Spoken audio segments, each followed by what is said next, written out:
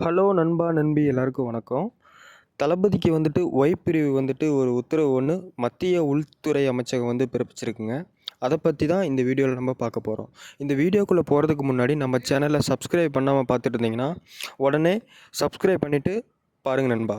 பொதுவாக பார்த்தீங்கன்னா இந்த ஒய் பிரிவு வந்து யாருக்கெல்லாம் கொடுப்பாங்கன்னா, முக்கியமான நீதிபதிகள், சினிமா வந்துட்டு ரொம்ப பிரபலமான ஒரு நடிகர்கள், அப்புறம் வந்துட்டு குடியரசுத் தலைவர்கள், கிரிக்கெட் வீரர்கள், இந்த மாதிரி முக்கியமான நபர்களுக்கு மட்டும்தான் இந்த மாதிரி ஒய் பிரிவில் வந்து 11 பேர் கொண்ட ஒரு குழு வந்துட்டு சிஆர்பிஎஃப் வீரர்களை வந்து ஒரு குழு அமைச்சு வந்துட்டு பாதுகாப்பில் வந்து அமர்த்தப்படுவாங்க. இதில் பார்த்திங்கன்னா டே நைட்டு வந்துட்டு தளபதிக்கு ஒரு பாதுகாப்புன்னா தமிழ்நாட்டில் மட்டும்தாங்க இவரால் சிஆர்பிஎஃப் வீரர்களை வந்து அவரோட பாதுகாப்புக்காக வச்சுக்க முடியும். வெளி மாநிலத்துக்கு போகிற மாதிரி இருந்துச்சுன்னா சிஆர்பிஎஃப் வீரர்கள் வந்து இவரோட பாதுகாப்புக்கு வர முடியாது.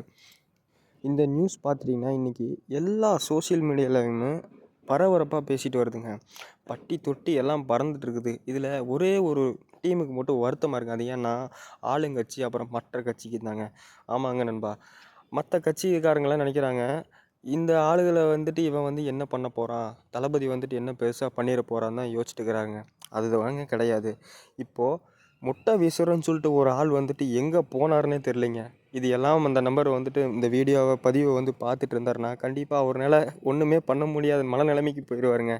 ஆல்ரெடி சும்மாவே தளபதி ஒரு இடத்துக்கு போகிற மாதிரி இருந்துச்சுன்னா 1,00,000க்கு மேற்பட்ட தொண்டர்கள் வந்து அவரை சுற்றி சூழ்ந்துருவாங்க. இது எல்லாம் மீறி அவர் முட்டை அடிக்கணும் அப்படின்னு சொல்லிட்டு வந்தாருன்னா அவருக்கு கதி என்னன்னு கொஞ்சம் யோசிச்சு பாருங்கள். சும்மா கிடையாதுங்க. சிஆர்பிஎஃப் வீரர்கள்லாம் அவருக்காக தளபதி வந்துட்டு மத்திய உள்துறை அமைச்சகத்தில் பர்மிஷன் வாங்கி அவருக்காக அவரோட பாதுகாப்புக்காக வச்சுருக்காரு. இனி கனவுல கூட நினச்சி பார்க்க முடியுதுங்க தளபதி கிட்ட நெருங்கலாம், அவரை சீண்டி பார்க்கலான்னு. ஓகே நண்பா, தேங்க்யூ. அடுத்த வீடியோவில் பார்க்கலாம். தேங்க்யூ.